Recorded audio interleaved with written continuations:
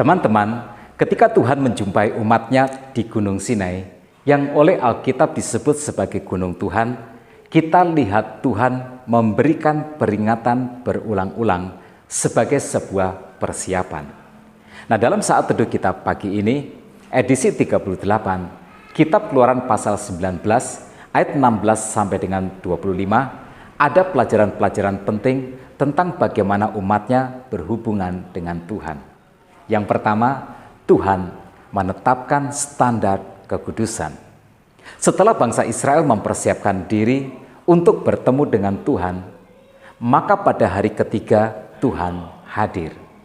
Lihatlah bagaimana fenomena kehadiran Tuhan ini digambarkan di dalam ayat yang ke-16. Dan terjadilah pada hari ketiga, pada waktu terbit fajar, ada guruh dan kilat dan awan padat di atas gunung, dan bunyi sangkakala yang sangat keras. Sehingga gemetarlah seluruh bangsa yang ada di perkemahan.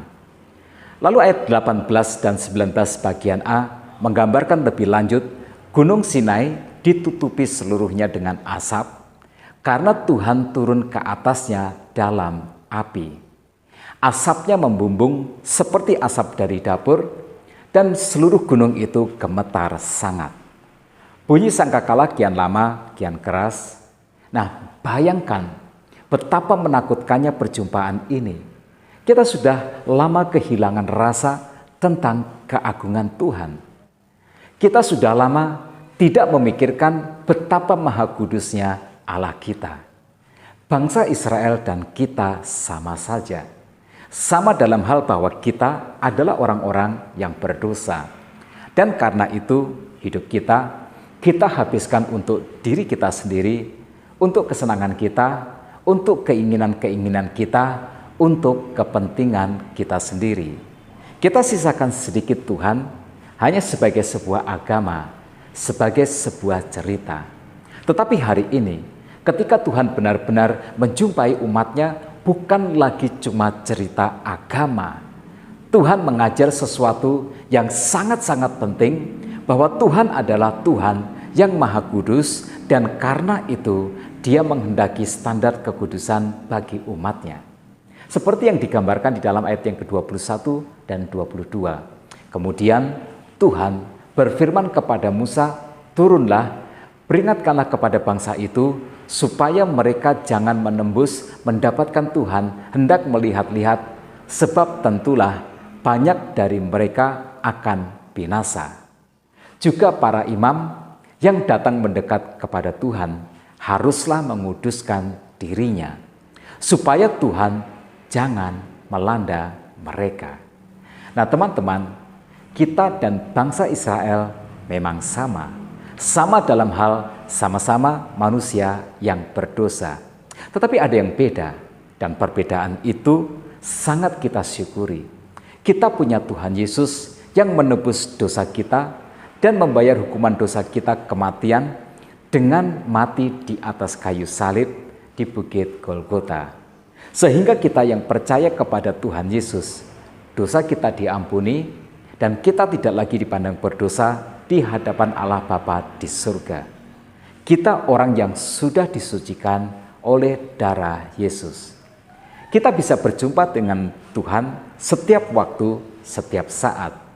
Tetapi kita juga punya tanggung jawab untuk menghargai kekudusan Allah dengan menjaga atau memelihara kekudusan hidup kita. Seperti yang dikatakan oleh Rasul Petrus dalam suratnya yang pertama, pasal pertama, ayat 15 dan 16, "Tetapi hendaklah kamu menjadi kudus di dalam seluruh hidupmu, sama seperti Dia yang kudus yang telah memanggil kamu. Sebab ada tertulis, kuduslah kamu sebab aku kudus."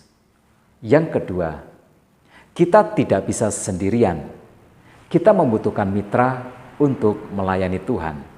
Di ayat yang ke-24, Tuhan berfirman kepada Musa, "Pergilah, turunlah, kemudian naiklah pula engkau beserta Harun, tetapi para imam dan rakyat tidak boleh menembus untuk mendaki menghadap Tuhan, supaya mereka jangan dilandanya."